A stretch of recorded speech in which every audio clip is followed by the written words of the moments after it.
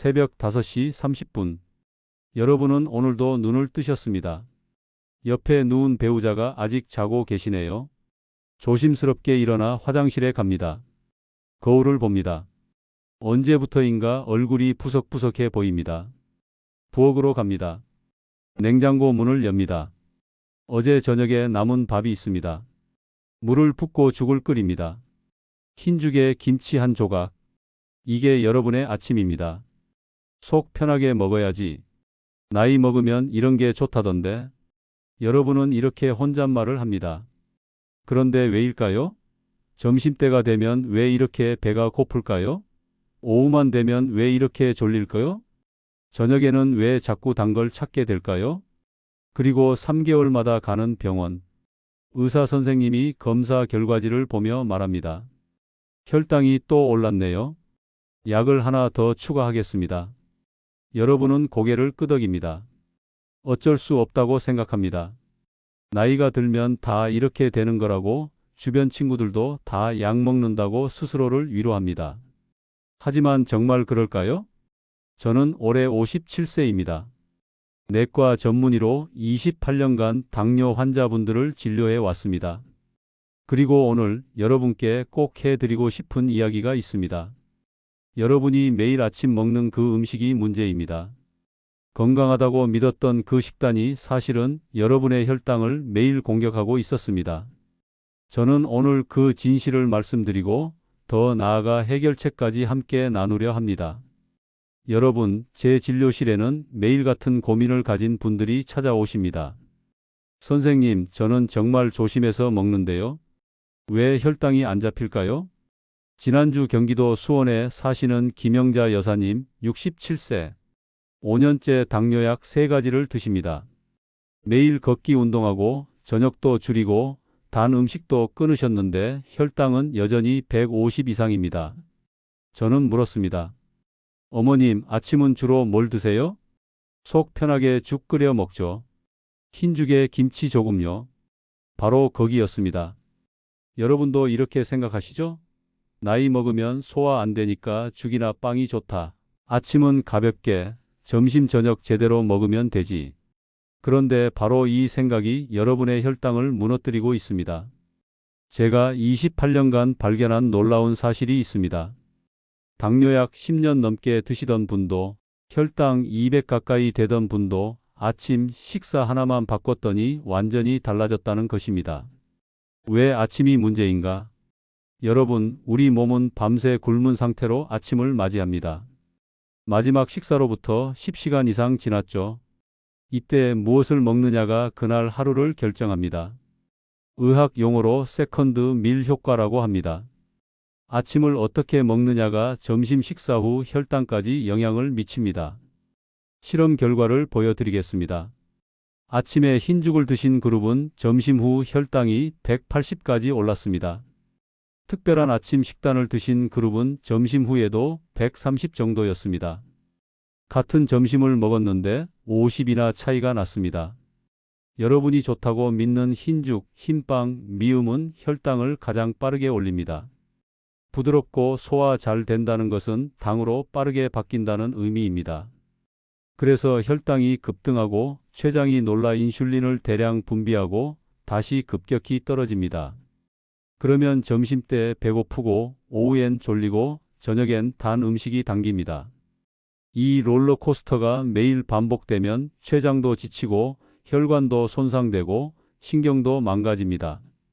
여러분이 느끼는 피로감, 다리 저림, 눈 침침함이 모두 이 때문입니다. 하지만 여러분, 희망이 있습니다. 저는 직접 목격했습니다. 부산 동래구에 사시는 박철수 어르신.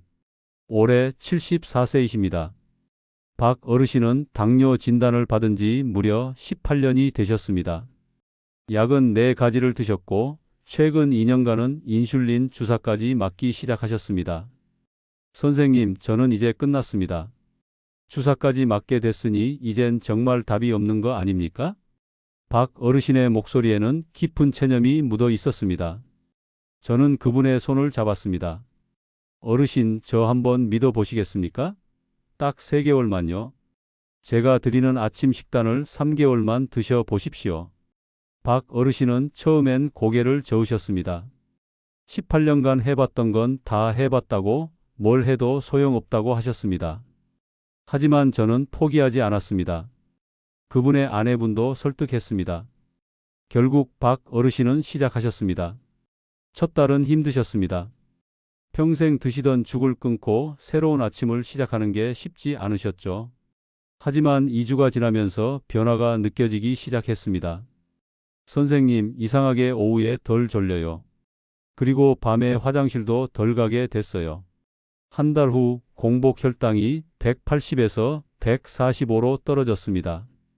2달 후 130까지 내려갔습니다. 3달 후 박 어르신의 당화 혈색소는 9.2에서 7.1로 떨어졌습니다. 주치의는 인슐린 용량을 줄이기 시작했습니다. 6개월 후 박 어르신은 18년 만에 인슐린 주사를 끊으셨습니다. 약도 2가지로 줄었습니다. 지난달 박 어르신을 만났을 때 그분은 눈물을 글썽이며 말씀하셨습니다. 선생님, 저는 이렇게까지 좋아질 줄 몰랐습니다. 아침밥 하나 바꿨을 뿐인데 제 인생이 돌아왔어요. 여러분, 이게 기적일까요? 아닙니다. 과학입니다. 우리 몸은 올바른 신호를 주면 스스로 회복하는 능력이 있습니다. 그 올바른 신호가 바로 아침 식사입니다. 무엇을 먹어야 할까요? 복잡하지 않습니다. 딱 3가지만 기억하십시오. 첫 번째, 귀리입니다. 마트에 오트밀이라고 나와 있습니다. 귀리의 베타글루칸이 장에서 젤리처럼 되면서 당 흡수를 천천히 만듭니다.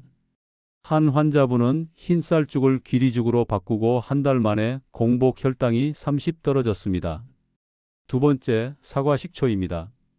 아침 식사 10분 전에 미지근한 물 한 컵에 사과 식초 1스푼 타서 드시면 식후 혈당이 20에서 30% 낮아집니다. 사과 식초의 아세트산이 탄수화물이 당으로 바뀌는 속도를 늦춥니다. 반드시 물에 희석하셔야 하고 진짜 사과로 발효시킨 식초를 사셔야 합니다.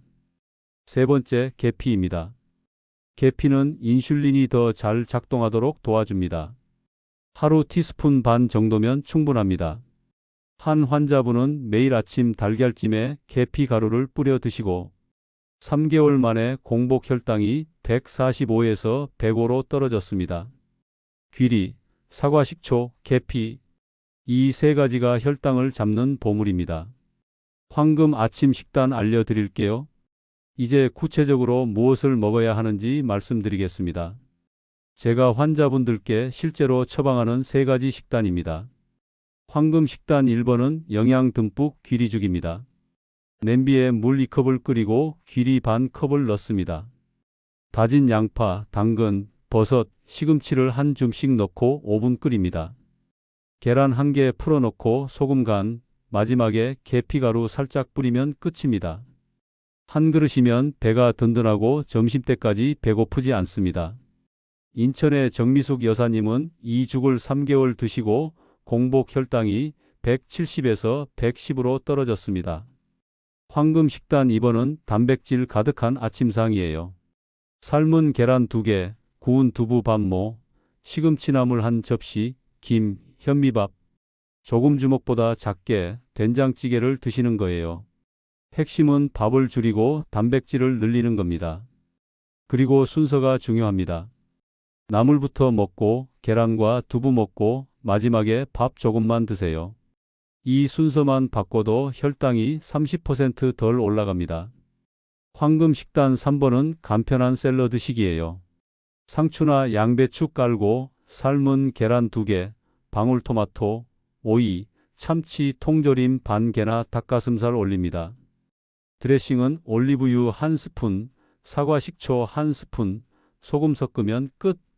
여기에 고구마 작은 것 하나나 귀리빵 한 조각 곁들이면 완벽합니다. 실천하는 방법이에요. 여러분, 평생 먹던 습관을 바꾸는 게 쉬울까? 이런 생각 드시죠? 저도 압니다. 쉽지 않다는 거. 그래서 말씀드립니다. 완벽하게 하려고 하지 마십시오. 일주일에 3일만 해보십시오. 월, 수, 금만 새로운 아침을 드세요. 나머지는 평소대로 드셔도 됩니다. 한 달 하시면 몸이 달라진 걸 느끼실 겁니다. 그러면 자연스럽게 더 자주 하고 싶어지실 거예요. 그리고 배우자와 함께 하십시오. 혼자는 힘들어도 둘이 하면 훨씬 쉽습니다. 또 하나, 아침 식사 전 집 앞 한 바퀴만 돌아오세요.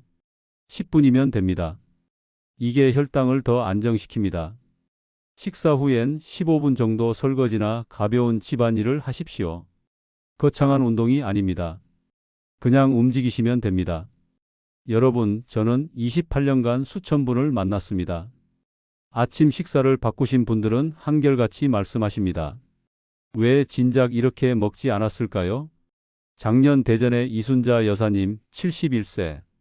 당뇨약 12년째 다리 저려서 걷기 힘드셨습니다. 아침 식단 바꾸시고 4개월 후 말씀하셨습니다. 선생님, 어제 손주들이랑 놀이터 갔어요. 예전엔 벤치에 앉아만 있었는데 이제는 같이 뛰어놀 수 있어요.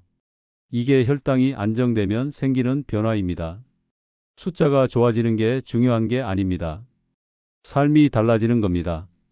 손주들과 놀아줄 수 있는 할머니, 할아버지, 등산 다시 갈 수 있는 어르신, 여행 갈 수 있는 부부, 약 걱정 없이 하루를 시작할 수 있는 사람. 이게 바로 우리가 원하는 삶 아닙니까? 그 삶은 내일 아침 식탁에서 시작됩니다. 내가 이 나이에 뭘 바꿀 수 있을까? 이런 생각 드실 수 있어요. 하지만 제가 확실하게 말씀드립니다. 늦은 나이는 없습니다.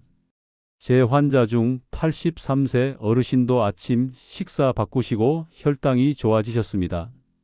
그분 말씀, 저는 죽을 날만 기다리는 줄 알았어요. 그런데 아직 할 일이 남았더라고요. 여러분도 할 일이 남아 있습니다. 사랑하는 가족과 함께할 시간, 가고 싶은 여행, 만날 친구들, 하고 싶은 취미. 그 모든 것을 하려면 건강해야 합니다. 제가 약속드립니다. 한 달만 실천하시면 몸이 달라집니다. 아침에 몸이 가벼워지고 오후에 덜 졸리고 밤에 화장실 덜 가게 됩니다. 3개월 후 병원 검사 때 의사가 놀랄 겁니다. 어머님, 뭐 하셨어요? 혈당이 이렇게 좋아졌네요. 그때 말씀하십시오. 아침을 바꿨어요. 여러분, 지금 이 순간이 기회입니다.